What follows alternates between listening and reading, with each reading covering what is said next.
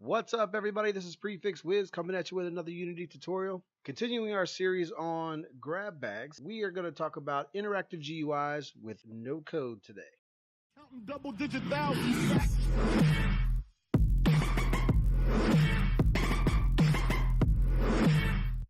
And how to make a GUI with zero code. Let's go ahead and pull up Unity. Okay, so the first thing I want to do is go ahead and right-click in the hierarchy, select UI, and we're going to go ahead and create a panel. Now the panel is always going to be our backdrop or just a placeholder for our buttons or anything else that we're going to do. And we'll go ahead and name this panel 1. And inside panel 1, we're going to right click UI and create a button. And now this button is going to be called toggle 1. Okay, let's go ahead and resize this panel. Just click on the panel here and click on the rect tool. And now you're able to drag this around as needed. And we're going to go about halfway, and then we'll go to toggle the button and just resize it a little bit so it's a little bit more visible. When we have that in position, let's go ahead and click on canvas, and down here under canvas we're going to switch this to screen space camera, and then we're going to select the camera and drag it right into the render camera spot. Okay, and now we can see that it is attached to the camera, so wherever the camera goes we go, where the UI goes. And this is good for like heads-up displays, mini maps, something to that effect. All right, so let's go back down here to the panel. And I want to drag in two textures real quick, one for the button and one for the panel itself. So I already have two created, but they're just two textures with transparent backgrounds. So what we're going to do is put this on the toggle button in the UI sprite, and there we have it. And then we're going to put this border on the background of the panel. Then we're going to go up here to the move tool, and let's go ahead and select the panel. And we're going to Control D to duplicate it. Now let's move one over here to the right. And we're going to Control D to duplicate it again. And we're going to move down and over. Make sure that these two panels are on the outside of this canvas view. And then we're going to take these two, just go ahead and Control, select both, and we're going to resize them. So now they're resized, and we're just going to move this one to the top. And let's go ahead and rename these while we're here. We're going to say panel 2 and panel 3, and we'll do the buttons as well, button 2 and button 3, so that we have a reference of what we're looking at. Okay, let's go ahead and grab panel number 1 and select the rotation tool, and we're just going to slightly turn it so it gives us that nice 3D effect. We can go ahead and grab the move tool and move the entire panel back just a little bit to where the button is almost to the edge of the screen but not quite, and that should give us a decent 3D effect. Let's go ahead and rename this toggle GUI. So this is going to be the toggle GUI. Okay, and for now what we're going to do is go ahead and duplicate that, and we'll call it toggle 2. We're going to duplicate panel number 2, and we're going to duplicate panel number 3. So now let's go ahead and select panel number 2, and we're going to go over here to window, and we're going to go to animation, and then we're going to go ahead and create an animation. We're going to call this panel 2 in. And we're going to hit save. All right, and if you hit record and move it slightly, it will create a keyframe. Okay, at this keyframe, we're at this position. At the next keyframe, let's say exactly 1 second, we want to be all the way out here. But then I want to create another keyframe at the very next frame.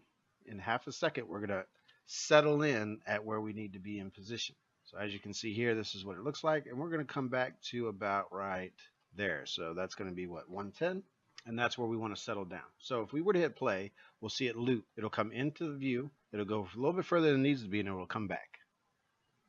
And that's the effect that we're looking for. Okay, now we're going to go down to panel number 2.1, and we're going to input the same transform coordinates that panel 2 ended on during its animation. Okay, so it's at the same location now, and that's where we want this to stay. But then we're going to create another, and we're going to say panel 2 exit. Hit save. Okay, now we have a panel 2 exit. We're going to go ahead and click the record button and move it just slightly so it creates a keyframe. And from here, we're going to go to half of 1. We're going to go out slightly, and then over a full second, which will put us back at 130, we're going to move all the way back out. And if you hit play, we should start at the beginning and then move all the way off the screen. There we go. So that's the effect that we're looking for. So we know that we're going to use this one later, but we're not going to use it now. So what we're going to do is go ahead and click deactivate, as well as panel number 2. We're going to go ahead and deactivate that one. Okay, let's go down here to panel number 3. In panel number 3, we're going to go ahead and window, animation, and we're going to hit create. And this is going to be panel 3 in. And again, let's hit that record button and let's create a keyframe. And that's where we're going to start. From this keyframe, we're just going to move it all the way over to 1. And we're going to go ahead and bring it into view. There looks about good. And we're going to move 1 keyframe, and we're just going to move it in slightly, and then go the rest of the way to 1.5. We're going to move it right back down to the edge. Okay, let's make sure we have the right effect. Yep. Then we're going to go ahead and put that back at the beginning and exit out of that. And we're pretty much done with panel number 3 at this point. So let's go ahead and deactivate it. And let's go to panel 3.1, and let's put its transform exactly where panel 3 ended its animation. Okay, so from here, we're going to go ahead and window, animation. We're going to hit create, and we're going to do panel 3 out. And we're going to create that animation by clicking the record button, and we're going to slightly move it just to get that keyframe started. We're going to go halfway to 1. So we're going to go 0.5 seconds in, and we're just going to slightly move it up. Then we're going to move it 1 frame and get 1 more keyframe in there. And then we're going to go all the way over to 1.5 and exit view. And that's it. So let's go ahead and hit the play button. And we see that it kind of goes up a little bit and then goes down. Let's go ahead and exit out of this. And let's go ahead and deactivate panel number 3. Now, how do we get these buttons to come in and go back out? So we got kind of a 3D view over here to the left. We're not going to make it move much just because it doesn't need to. Okay, then let's go over here to panel 1, and let's go specifically to toggle 1. All right, so we go to toggle 1 as a button, and you'll see down here in the inspector that it has an on-click event. But we're going to create 6 on-click events. 1, 2, 3, 4, 5, and 6.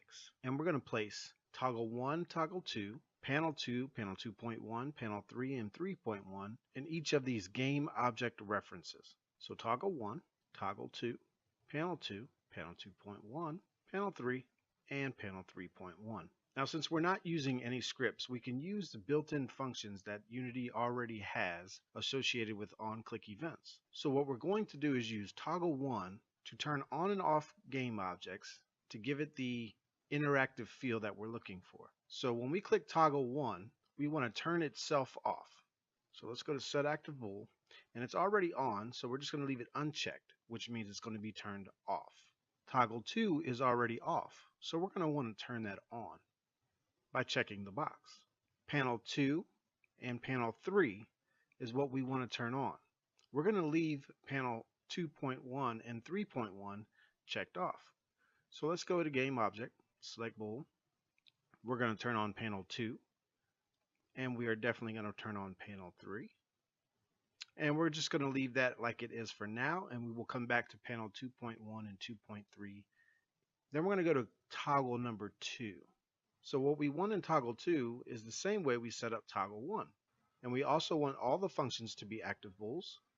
Okay, so when toggle 2 is on, we already know that toggle 1 will be off, panel 2 will be on, panel 2.1 will be off, panel 3 will be on, and panel 3.1 will be off. So what we want to do is reverse that. We want to turn on toggle 1 by checking this, we are turning it on. We want to turn off toggle 2, and since toggle 2 will be on, we're okay with it unchecked. We want to turn off panel 2, so we leave it unchecked. And we want to turn off panel 3, so we leave that unchecked. And we want to turn on panel 3.1, so we go ahead and check that. So now if we were to push play, we should be able to click this button, and panel 1 and panel 2 will slide in, as you can see here. And when we click it again, panel 2 and panel 3 should deactivate, and panel 2.1 and 3.1 should slide out. And there you have an interactive animated GUI with zero code. Thank you for watching my video today. I'm pretty interested to see what your feedback is on how I do the GUI without code. Do you have something different? If so, go ahead and post that down in the comment. And like always, if you like this video, go ahead and hit that like button and don't forget to subscribe.